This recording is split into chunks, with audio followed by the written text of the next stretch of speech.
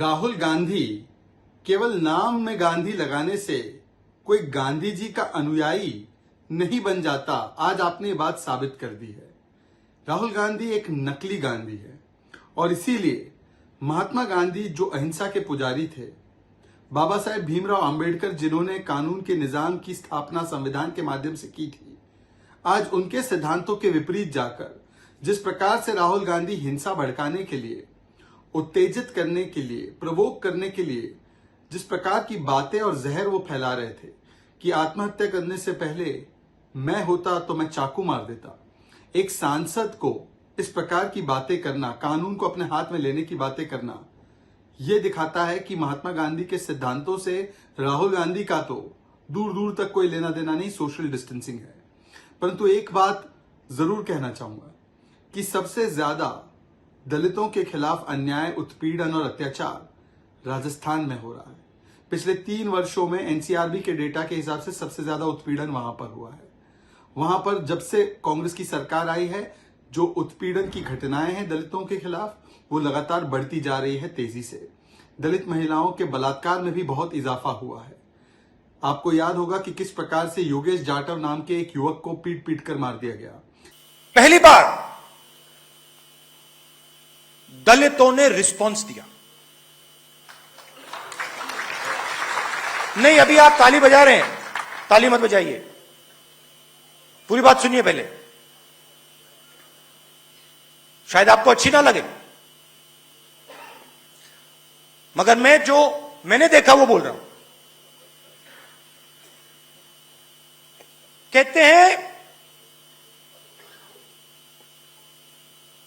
खुशी इस बात की हुई राहुल जी कि जब मेरे बेटे को मारा गया उसके एकदम बाद 10-11 युवाओं ने इंसेक्टिसाइड पीकर आत्महत्या कर दी। मैं बिल्कुल चौंक गया। मैंने कहा ये क्या बोल रहे हैं? रिस्पॉन्स आत्महत्या का, रिस्पॉन्स कि मैंने अपने आप को मार दिया। मैं बिल्कुल हैरान हो गया। मैंने उनसे कुछ नहीं बोला। जैसे मैंने कहा डिस्कवरी ऑफ इंडिया, मैं समझना चाहता था। उस टाइम अलंकार थे मेरे साथ। मैंने कहा अलंकार, ये जो 12 लोगों ने आत्महत्या की, ये क्या सब मर गए? चेक करो। पता लगा मरे नहीं, जिंदा थे।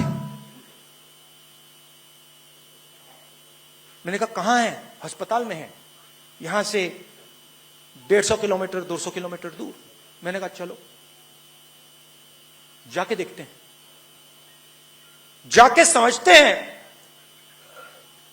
कि ये जिसको ये दलितों का रिस्पॉन्स कह रहे हैं, ये है क्या, हुआ क्या। गाड़ी में गए, आईसीयू में पहुंचा। आईसीयू में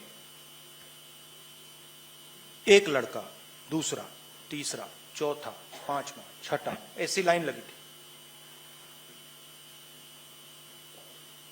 पहले वाले के पास उसका परिवार, दूसरे वाले के पास परिवार, पलंग पे ऐसे खड़ा हुआ, कांपता हुआ, डरा हुआ।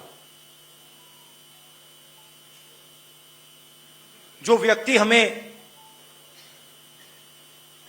भोजन देता, वो आज आईसीयू में मौत के सामने।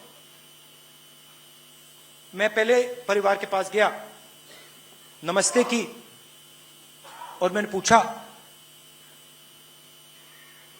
कैसा है लड़का। परिवार को कुछ मालूम नहीं था। डॉक्टर को मैं साइड में ले गया। डॉक्टर से मैंने कहा अंग्रेजी में, क्योंकि मैं उनको समझ ना आए, मैंने कहा doctor what is his condition like. Doctor मेरे कान में कहता है he is not going to survive, बचेगा नहीं। अब मैं क्या करूं? परिवार को तो ये कह नहीं सकता, मगर मुझे मालूम है कि ये बेचारा युवा जो है ये बचेगा नहीं। दूसरे के पास गया, डॉक्टर ने सेम चीज कही। तीसरे के पास गया, डॉक्टर ने सेम चीज कही कि बचेगा नहीं। मैंने सोचा कहां गया मैं। चौथे के पास गया, डॉक्टर कहता है ये बच जाएगा। बड़ी खुशी हुई मुझे, चलो ये तो बच जाएगा। मगर वो होश में नहीं था।